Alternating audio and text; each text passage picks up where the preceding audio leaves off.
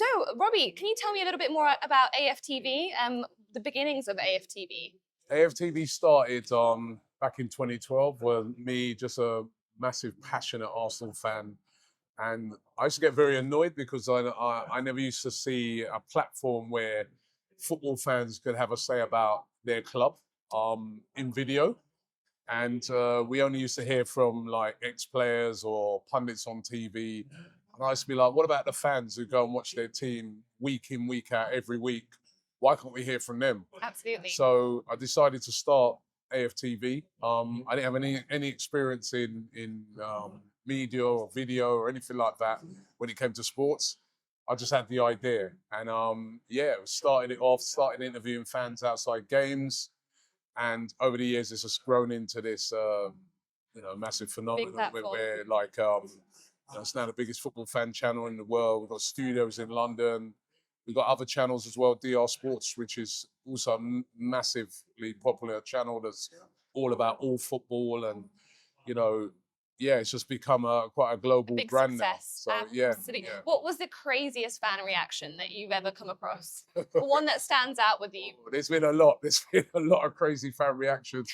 I mean, I think the most famous one I always think of is the one when we had a loss to Aston Villa, first game of the season. And there was a fan called Chris Hudson who came on, and he was really angry at it wasn't so much the performance on the day, it was the fact that Arsenal hadn't really spent any money during the summer transfer window, which kind of led up to that defeat. And I think that video, and there was about 5 other videos that day, went absolutely viral everywhere. And I think what it was about it is that it's almost like he spoke for every fan, how he felt at the time. And that was sort of like the first big video to go viral on the channel. Okay. So that's the one that I always remember and always like, because it was kind of like a real moment for us that really got seen around the world, I see. Very insightful. And what is the football scene like in the UK right now, from your observations? It's huge. The Premier League is massive. I mean, in the UK, football's like a religion, but the Premier League is bigger than ever. You know what I mean? Like it's funny because I looked on my phone this morning, and the story on the front page of the newspaper is about a footballer who got arrested. You know what I mean? Gosh. So football makes front page news as well as back page news. Absolutely. It's like it's huge, absolutely huge. Yeah. Absolutely. And what do you think is a football trend that everyone's currently missing, or something that you've observed recently? That everybody's missing. Yeah.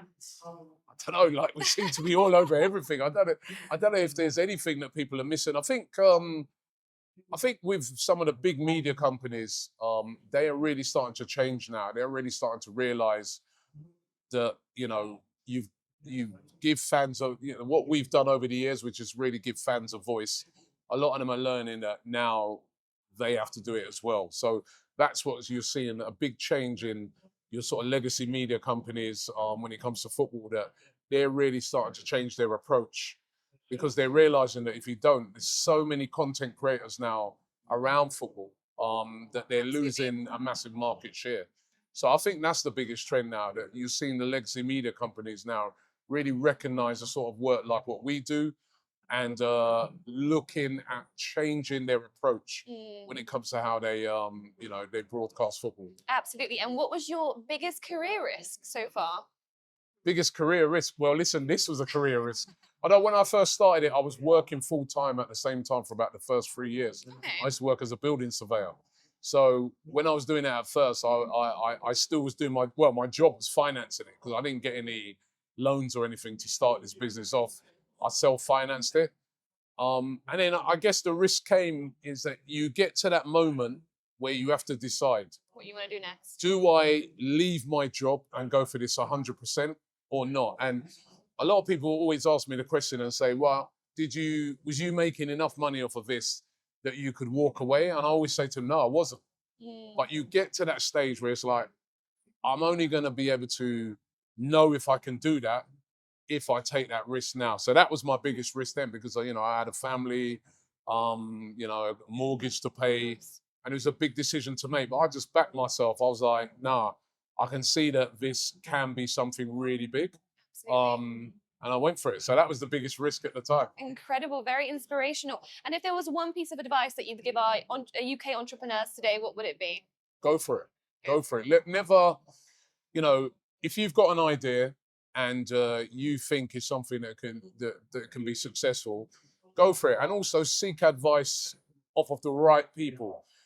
Because I always think that a lot of dreams get killed because people seek advice from the wrong people or they listen to people. So it may be, I always say, right, if I wanted to become a doctor, I'm not going to just talk to any random person about it. I'm not going to talk to your guys that are filming at the moment because they don't know nothing about it. And they may say to me, well, I don't know, man, I heard that, if you're a doctor, you got to train for 10 years, the money's not great and that. But what do they know? They might have heard it of rumors. I should go to a doctor and ask him.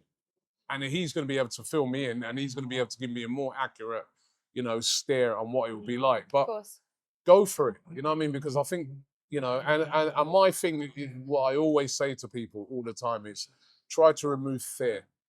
Because I think it's fear that kills a lot of our dreams. Yes. We're worried about failure. We're worried about this and that. And the truth of the matter is that you're going to have to fail to achieve success. Even if you're going to be successful, there are going to be some little, even mini failures along the way. But as long as you learn from those, you can achieve. So don't let fear kill your dreams and have a go.